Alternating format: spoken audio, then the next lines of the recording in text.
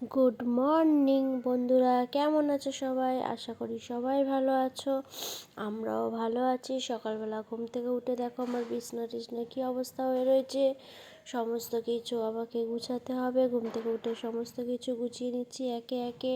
প্রথমে আমি বিছনাটা গুছিয়ে নিলাম, তারপর ছেলেরা বই খাতাগুলো এদিক ওদিক করে রাখে রাত্রিবেলা পড়ে উঠে। সেই সমস্ত বইগুলো আমি জায়গায় জায়গায় রেখে দিয়েছি। সকালবেলা ছেলে উঠেছে, ঘুম থেকে উঠে ওকে স্কুলে পাঠিয়ে দিয়েছি খাইয়ে দাইয়ে। বড়টাও পড়তে চলে গেছে। আমি সকালবেলা এইসব বই টইগুলো গুছিয়ে নিচ্ছি। রাত্রিবেলা ওরা পড়ে এক জায়গায় রেখে দেয় তো, আর রাত্রিবেলা গুছাতেও ভালো লাগে না ঠান্ডার সময়। ওই জন্য সকালবেলা আমি গুছিয়ে নিই, বইয়ের জায়গায় বইগুলো রেখে দিই। টেবিলগুলো সমস্ত কিছু পরিষ্কার করে নিচ্ছি। আসলে আমার ক্যামেরা ধরার লোক নেই, একা একা ক্যামেরা ধরেছি, ধরে এইভাবে মানে কাজগুলো করে নিচ্ছি। টেবিল গুছিয়ে নিয়ে আর ছেলে দেখি না পড়তে চলে এসেছে। আমি সকাল 9টা বাজে তখন উঠেছি। ঘুম থেকে উঠে সমস্ত কাজ একে একে করছি। ওর বাবা সকালবেলা চা খেয়ে বাজারে চলে গেছে, আর আমি একা ঘরে রয়েছি, সমস্ত কাজ করছি।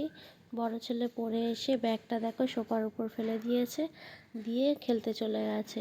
আমি আবার সেগুলো গুছিয়ে দিলাম, সোফা টোফা সমস্ত কিছু গুছিয়ে ঘর ঝাড় দিয়ে ঘর মুছে নিয়েছি। একটা ঘর, আমার 3টে ঘর একসাথে সমস্ত কিছু কাজ করতে পারি না, তাই একটা একটা করে ঘর করি।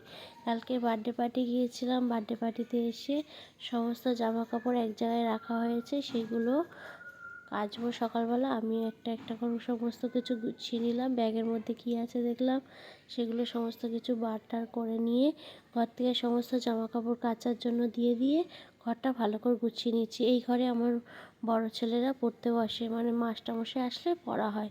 এই ঘরটায় ঘুমানো হয় না। আমি একটু খিদে পেয়েছে, বেলা 10টা বেজে গেছে, একটু চা রুটি খেয়ে নিলাম। ওয়াশিং মেশিনে কাপড়গুলো কাচতে দিয়েছিলাম, সেগুলো নিয়ে ছাদে চলে গেছি। ছাদে কাপড়গুলো মেলবো, তাই বের করে নিলাম। তারপর ওর বাবা আসবে বাজার থেকে এসে কী কী এনেছে সেগুলো দেখবো। আমি বললাম দাঁড়াও, ছাদে ঘুরে আসি, এসে বাজার থেকে কী কী এনেছে দেখবো। তো বাজার থেকে সকালবেলা এসেছিলো, 3টে ডাব নিয়ে এসেছিলো। আমরা ডাব খেয়েছি। ছোটো ছেলের জন্য একটা ডাব রেখে দিয়েছি, আর হারপিক, হ্যান্ড ওয়াশ, মাজন, আমার জন্য ওষুধ, এই সমস্ত কিছু এনেছে। আর বাজার থেকে মাছ এনেছে, এনে কিছু বাজার করেছে, বেগুন টেগুন এগুলো সমস্ত কিছু এনেছে। সেই সমস্ত গুছিয়ে গাছিয়ে নিয়ে আমি রান্না জোগাড় করে নিচ্ছি। রান্না জোগাড় করে নিয়ে রান্না করব। আজকে দেখো 2 রকম মাছ এনেছে। আমি একটা মাছ জানি না কি, পাবদা মাছ। বাবাকে জিজ্ঞাসা করলাম, বললো পাবদা মাছ। আমি এই মাছটা খাই না। ওই বড় ছেলে, ছোট ছেলে আর বাবার জন্য রান্না করব। আজকে পোনা মাছটা রান্না করব না, শুধু পাবদা মাছ রান্না করব, আর একটু আমার জন্য নিয়ে মাছ রান্না করব। পাবদা মাছটা কীভাবে রান্না করতে হয় আমি জানি না, তাই একটু ইউটিউবে দেখে নিলাম কীভাবে রান্না করব। তাই পাবদা মাছটা প্রথমে ভেজে নিয়ে আমি পাবদা মাছের ঝাল করব সর্ষে টর্ষে দিয়ে। আর একটু ফুল চিংড়ি ছিল, সেটা একটু ফুলকপি দিয়ে ভাজা করেছি। সর্ষেটা দেখি না মিক্সিতে বাটা যাচ্ছে না, তার জন্য একটু শিলনোড়াটা বেটে নিলাম। আর সমস্ত মশলাগুলো মিক্সিতে করে নিয়েছি।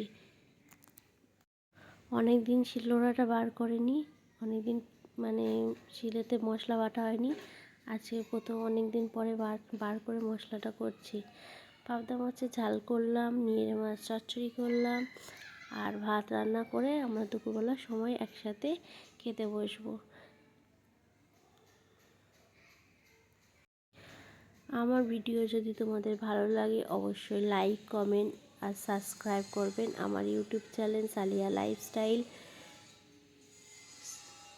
আর সবাই ভালো থাকবে, সবাইকে ভালো রাখবে, সুস্থ থাকবে। ভিডিওটা এই পর্যন্ত। খুদা হাফিজ, সবাই ভালো থেকো। আমরা সবাই একসাথে দুপুরবেলা খাওয়া দাওয়া করে ঘুমিয়ে পড়বো। Tata, bye bye.